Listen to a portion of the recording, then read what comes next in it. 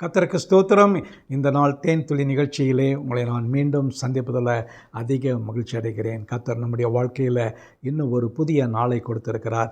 இந்த புதிய நாளில் அவரை நாம் நோக்கி பார்ப்போம். கர்த்தருடைய வார்த்தையை அவருடைய இடத்திலிருந்து நாம் பெற்றுக்கொள்ள ஆயத்தமாக இருப்போம். இந்த நாளில் கூட ஏசாயா தீர்க்கதரிசியின் புத்தகம் 29ஆம் அதிகாரத்தில் 13வது வசனத்தை நான் உங்களுக்கு படித்து காட்ட விரும்புகிறேன்.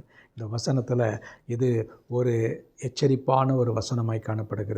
தேவன் அதிக இருதய பாரத்தோடு கூட இந்த வார்த்தையை அவர் பேசுகிறார். அவர் சொல்லும் பொழுது தீர்க்கதரிசியின் மூலமாக உரைக்கின்ற காரியம் என்னவென்று சொன்னால், இந்த ஜனங்கள் தங்கள் வாயினால் என்னிடத்தில் சேர்ந்து தங்கள் உதடுகளினால் என்னை கனம் பண்ணுகிறார்கள், ஆனால் அவர்கள் இருதயமோ எனக்கு தூரமாய் விலகி இருக்கிறது.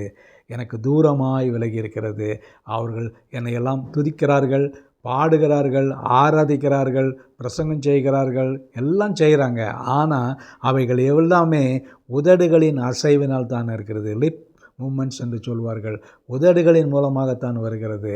ஆனால் நம்முடைய இருதயம் எப்படி இருக்கிறது என்று பார்க்கின்ற வேளையில் அந்த நேரத்தில் தூரமாய் காணப்படுது. இஸ்ரவேல் ஜனங்களை குறித்து தான் அவர் சொன்னாலும் கூட இந்த நாளிலே வசனத்தை கேட்கிற உங்களுக்கும் எனக்கும் இது பொருந்தக்கூடியதாக இருக்கிறது. நம்ம என்ன பண்ணுறோம்? நம்முடைய ஞாயிறு ஆராதனைகளிலே தேவனை துதிக்கிறதில், ஸ்தோத்திரம் பண்ணுகிறதில், வெறும் வாயளவில் உதட்டளவில் அவரை நாம் ஆராதிக்கிறோமா, துதிக்கிறோமா, பாடுகிறோமா? இல்லாவிட்டால் நம்முடைய இருதயம் எப்படிப்பட்டதாக இருக்கிறது? இருதயம் பக்கத்தில் இருக்கிறதா இல்லை தூரம் இருக்கிறதா?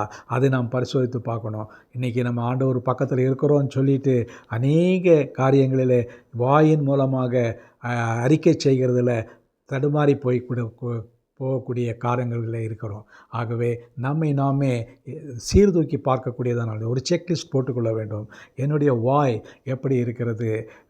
ஆராதனை செய்யும் பொழுது பாடுகிறது, துதிக்கிறது, எல்லாம் செய்கிறது. ஆனால் ஆராதனை முடிந்த பின்பு நம்முடைய வாயிலிருந்து புறப்படுகிற வார்த்தைகள் எப்படி இருக்கிறது என்பதை நாம் பரிசீலித்து ஆண்டவருக்கு பிரியப்படுகிறவர்களாய் நடந்து கொள்ள வேண்டும். அப்படி இருப்போம் என்று சொன்னால் ஆண்டவர் சொல்லுகிறதான காரியம், அவர்கள் எனக்கு பயப்படுகிற பயம் மனுஷராலே போதிக்கப்பட்ட கற்பனையாக இருக்கிறது. பயம் என்று ஒன்று இருக்கிறது. அந்த பயம் மனுஷனால் கற்பிக்கப்பட்ட ஒரு போலியான ஒரு காரியமாய் கற்பனையாய் காணப்படுகிறது. நம்ம ஆண்டவருக்கு முன்பாக நிற்கின்ற வேளையில் 100% இருதயத்தினாலே அவரை நாம் துதிக்கக்கூடியவர்களாய் காண்போம். அப்படி செய்வோம் என்று சொன்னால் நிச்சயமாக அவரை பிரியப்படுத்தக்கூடியவர்களாக இருப்போம். லிப் சர்வீஸ் இல்லாமல் ஹார்ட்ஃபுல் சர்வீஸாக நம்முடைய வாழ்க்கை இருக்கும்.